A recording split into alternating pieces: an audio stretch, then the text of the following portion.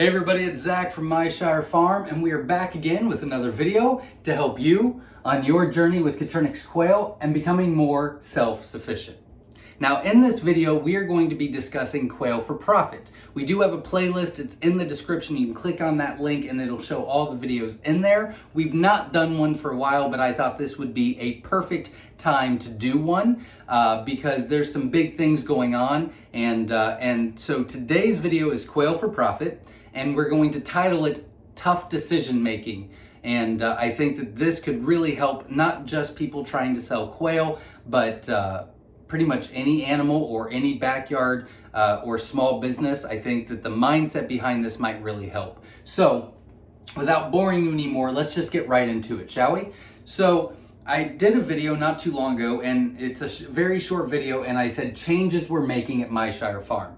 To us, the changes that we made, we thought much about, we prayed about, and we discussed in full numerous times. It was a big decision for us. Now it might be simple to you, but that's okay. To us, we were changing something that we've done for quite some time. We wanted to make sure that our intentions were right and that it served our mission statement and our goal. And our mission statement, which I think everybody should have one, ours is to educate, encourage, and enthuse others to become more self-sufficient, primarily with Coturnix quail, but through anything that we can show you and try to help you on your journey with.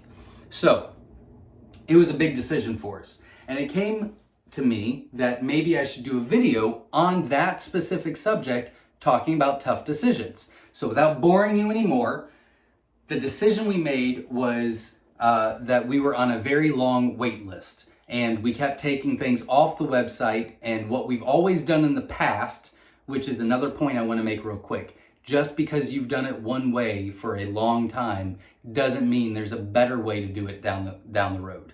And we had to come to that term. We had to come to that realization. So that might help you right there. That's a little nugget for you. But what we've done in the past is once we are sold for the next 2 to 3 weeks, we take them off the website, we completely get caught up, and then we'll put them back on the website. It's what we've done for a long, long time, years and years and years. And it's worked for us. A lot more people are getting involved with self-sufficiency and trying to homestead and raising quail and learning about quail, and that is fantastic. That is our goal, to educate, encourage, and enthuse others to raise quail and to become more self-sufficient. But we're a little behind, and this year is a little bit different. So for example, we took the jumbos off the website and we got fully caught up. We put them back on the website, and within 36 hours, we had sold 8,000 jumbo wild eggs. That was not supposed to happen. So we got super behind. And then I started thinking about it, and I told my wife, we've only had jumbo wilds on the website for like 4 days this entire year. We sell out like that. Like we've got to make a change. So that's the backstory. I know it took a while to get there, but stay with me because I really think I could help. So what we did was we came up with 3 different solutions, 3 different options. I'm going to break those down, and I'm going to tell you why we chose what we chose. But the point of this video is to give you these options, to give you something to think about, because my way might not be your way, or you could kind of mix and match, or think of those 3 ideas and say, oh, well, there's a 4th option. Maybe that's it. But really, it's just to give you some ideas to think about on how you want to run your business. And we're not the only ones behind. I'm getting tons and tons of customers saying, hey, I started raising quail, I started selling quail, and now I'm super backed up. I'm way behind. I don't know what to do. I'm over my head. I get it. This video is for you. Just hang in there. I'm rambling on, but I'm going to get somewhere. I promise. Just hang in there. So I'm going to give you the 3 options first. The 3 options for our scenario is to keep doing what we're doing, pull things off, and get caught up and put them back on. Pull things off, get them caught up, put them back on. We could do that. That's an option. The second option is, well, okay, the demand is higher than what I can provide, right? Supply and demand. With that being said, well, then it just makes sense that I need to increase my prices, right? I mean, that's an option. Okay. The third is you know what if we just do a blanket statement and we say it's a 6 to 8 week wait list once you order on the website, but we don't take them off the website. They're aware that it's 6 to 8 weeks. We will get them out as quickly as possible. And if they want to order, then they're more than welcome to order. They're in the ship list, and we will keep working every day as hard as we can for you. Those were our 3 options. Now, if you don't know, we chose option 3. But I want to break these 3 down and explain why we did that. And hopefully it'll help you think about some things on your business end. So first and foremost, let's talk about pulling things off after 2-3 weeks. The 2 big things that I want you to know about this is, number 1, I think that it's human nature to get in a routine or to do something for a long period of time and not really be able to think outside the box after that. You know, I can think of a few things that I've asked in the past, why do we do it that way? And the answer is, from the old timers, we've always done it that way. Why? I don't know. Okay, so sometimes we get in that rut and we just say, well, this is the way it's done.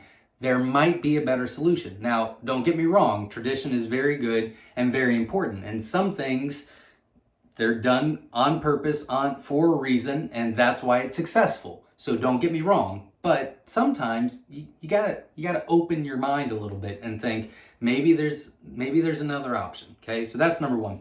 Number 2 is, it turned out that really that was just a band-aid, because I was getting more text asking when they'd be on than asking when they would ship out. And I had a ton of people say, well, can I just pre-order? And I said, no, I need to get these cut up first. But why am I making that decision for you? So then I was like, well, aren't I just kind of tying my hands and theirs? Like, they can't really do anything until I say so. And if they want to wait, then they should be able to. So we decided that that was a band-aid. It was not a solution, and we needed to change our ways. The second, increase prices. Well, business-wise, that makes sense. Well, let's just increase our prices. People will buy less. We'll still make more money because we're charging more, and then we can get caught up and have shorter ship times. Makes sense, except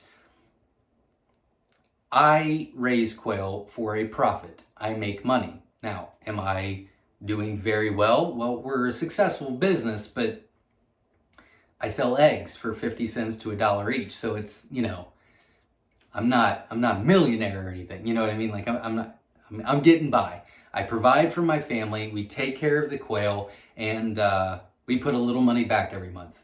That's all I want. That's all I care about. So we do what I want it to do, right?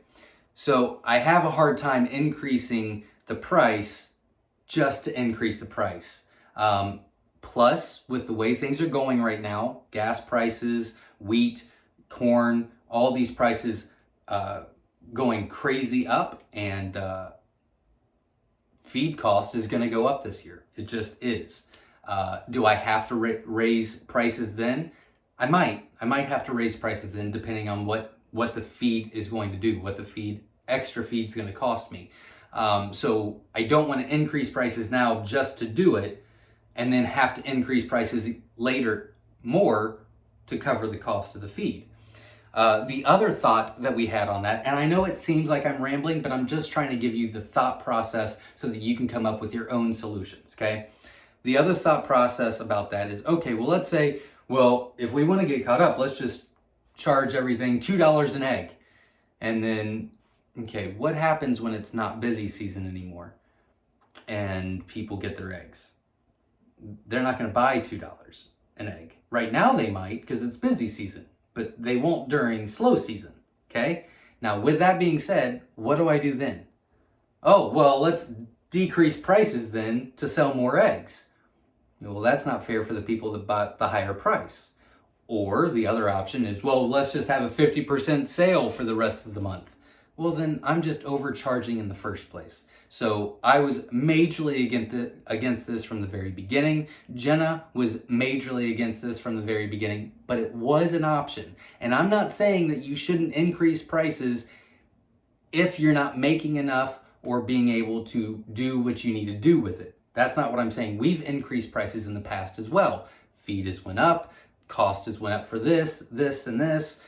We were undercharging, or we weren't charging enough for shipping, or whatever the case may be. We've changed our prices many times throughout the years, but we try to be as affordable as possible so as many people as possible can get involved with quail. And I was going to talk about this, but I get a ton of questions on what should I charge for my quail.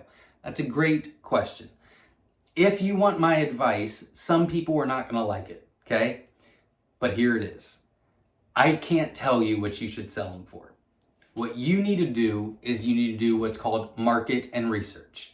You need to decide how much it costs you to raise your quail every day and how much it costs to raise your eggs, or to get your eggs and to raise your meat and to, provide for everything. Now, we do have some quail math videos you can check out that breaks down how much an egg costs per day and all that. But everybody's going to be a little bit different with different feed prices and different this and different that, right? Then you need to say, okay, well, how much am I willing to, let's say it takes me an hour a day with the quail. How much am I willing, how much do I want to make off of that hour? And then you set a reasonable price for yourself, right? Okay, so now I'm at X cents per egg. I'm at 50 cents an egg. I'm at 60 cents an egg, whatever the case may be. Let's just do 50 just because it's an easier number, right? All right, so the next thing you want to do is you want to go on Craigslist or a local Facebook group or whatever the case may be. And you want to see what people around you are selling the eggs for, because that's your market. So if people are selling their eggs for 35 cents each, and you've already determined that you need to sell them for 50 cents, well, then you sell them for 50 cents, and that's just what it is, right? But if you're wanting to sell them for 50 cents and people are charging $1, well, then maybe you meet in the middle. Maybe you don't undercut them so much, but you go, okay, well, maybe I can make a little bit more.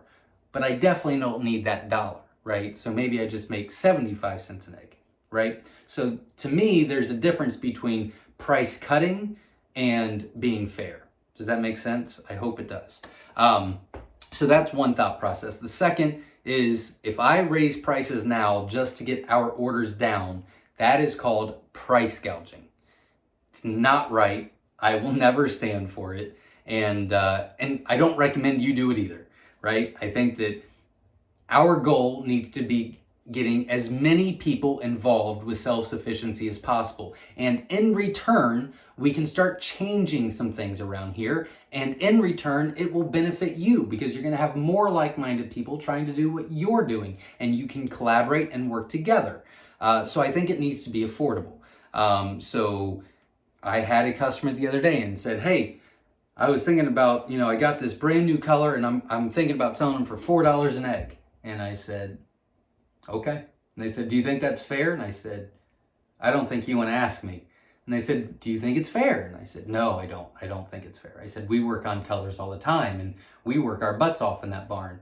And there's no way in God's green earth I would ever charge $4 an egg for Coturnix quail. Just wouldn't happen. And so, we kind of talked about it and I said, I'm not trying to offend you. I'm just saying I feel like that's way overpriced.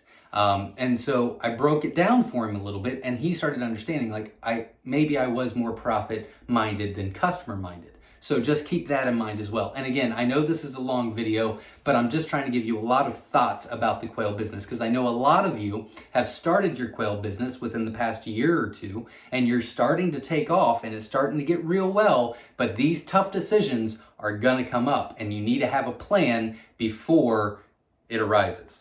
So that was the second option. The third was longer ETAs. You decide if you're willing to wait and we will still take care of you no matter what.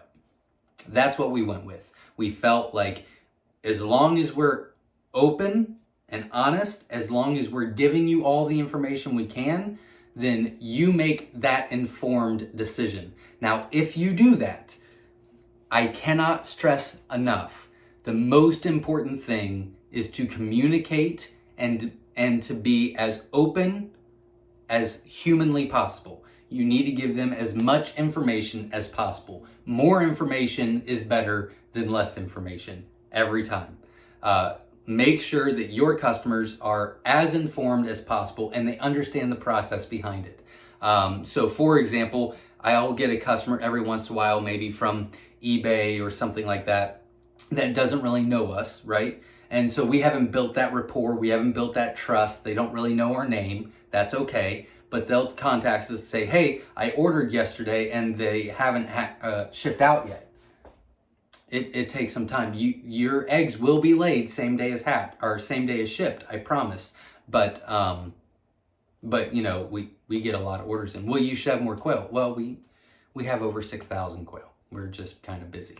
Oh, well, let me just explain real quick. And then you just break it down. Listen, you go in the ship list and it's every day we ship. We ship same day as the eggs are laid. We double box. We take care of you. We guarantee a 50% hatch rate. We do that. Oh, not a problem at all. But if you don't give them that information, you're going to start having issues. So those are the 3 breakdowns, and that was a lot of information. And I was trying to be more open ended with a bunch of that stuff that might seem not to be very clear, but I did that on purpose because I kind of wanted you to think of what you would do or how you're going to do it in the future. Now, I do have a question for you if you're still watching. If you can comment below, I was having quite a bit of text lately about people that are not working well together. I guess you can say the haters, right? Of new businesses and people just starting out, and you know, customers that aren't really helping you or working with you to resolve an issue, whatever the case may be. If you're interested in me doing a video on how we look at it and how we do it, please comment below. If I don't get enough comments, I probably won't do that video because I think it'll be quite controversial. But if you think it would help to find out what would work best on how to handle angry customers, how to handle people that just go against you or talk bad about you or use your name or try to sell off of your name or discourage people from buying from you or whatever the case may be. If you want to know how we handle it and how we look at it, feel free to comment below. If we get enough comments, then we will do that video. And if you're very interested in it, make sure other people know, because I'm sure a lot of people did not watch for the last 17 minutes, so they might not know about this.